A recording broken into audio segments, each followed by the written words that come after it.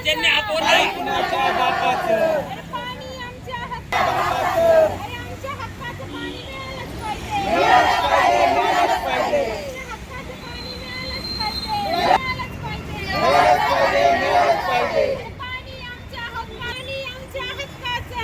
नाही कुणाच्या बापाचं, अरे पाणी कुणाच्या बापाचं. अरे कोण त्र्यंबकेश्वर तालुक्यातील मुळेगाव येथील पाणी टंचाईची समस्या दिवसेंदिवस तीव्र होऊ लागली आहे. जसा जसा उन्हाळा वाढत आहे त्याप्रमाणे पिण्याचं पाणी मिळणं मुश्किल झाल्यानं नागरिक आणि विशेषतः महिला वर्ग प्रचंड त्रस्त झाले आहेत. वर्षानुवर्ष इथल्या भागाला पाणी टंचाईची समस्या जाणवत आहे. 2 ते 3 किलोमीटर अंतरावर असलेल्या 2 विहिरीतून महिलांना पाणी आणावे लागते. पाण्यासाठी भटकंती तर होतेच, पण या विहिरीत बुडून आत्तापर्यंत 4 जण दगावले आहेत. स्वातंत्र्याची 80 वर्ष उलटूनही पाण्याच्या समस्येनं हैराण झालेल्या नागरिकांनी महिलांनी अखेर जिल्हा परिषदेवर हांडा मोर्चा काढून मनातील खदखद रोष व्यक्त केला आहे.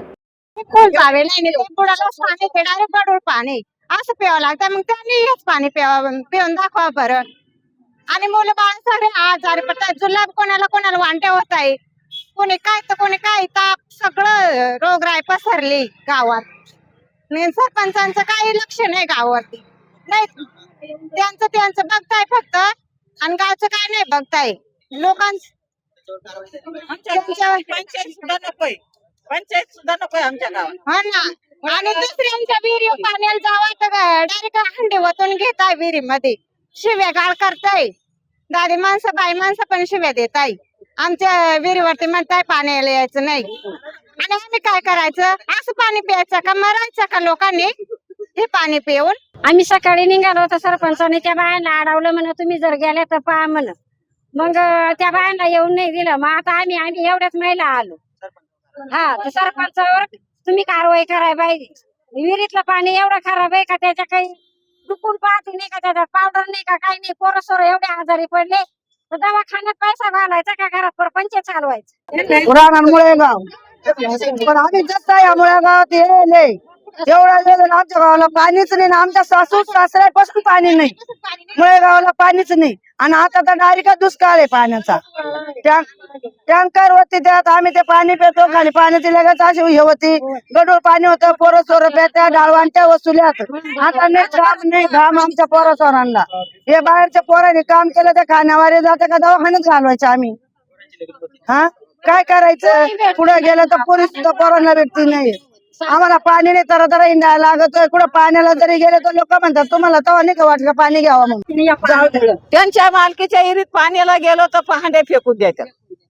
सकाळी रात्री गरम शोकला रात्री सांगितलं तर हजर झाला नाही. तो कुठं पळून गेला आणि कुठं नाही.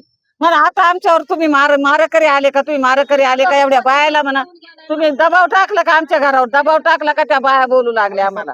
आखी बायाला उचकून दिलं. तिथं दारातून उचकून दिलं आम्हाला.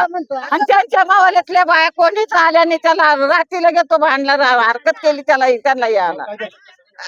मुर्दाबाद, मुर्दाबाद. कोण म्हणतं देत नाही. घेतल्याशिवाय राहत नाही. घेतल्याशिवाय राहत नाही. शुद्ध आमच्या हक्काचं.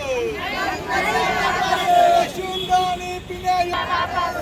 दरवेळी 55 लिटर पाणी दररोज मिळालंच. जल जीवन मिशनची अंमलबजावणी झालीच पाहिजे. जल जीवन मिशनचं अर्धवट काम पूर्ण झालंच आधी आमचा बल आमच्या हक्काचं पाणी कोण म्हणतं देत नाही. घेतल्याशिवाय राहत नाही. कोण म्हणतं देत नाही. जिल्हा पुणे हातवर करा.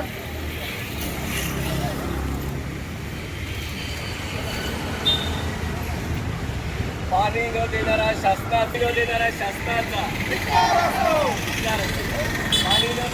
निदर्शनं करताना त्यांनी मुळेगाव भागात रोज 5 टँकरद्वारे पाणी पुरवठा करावा अशी आग्रही मागणी केली आहे. गुड्डू शेख, दिशा न्यूज, नाशिक.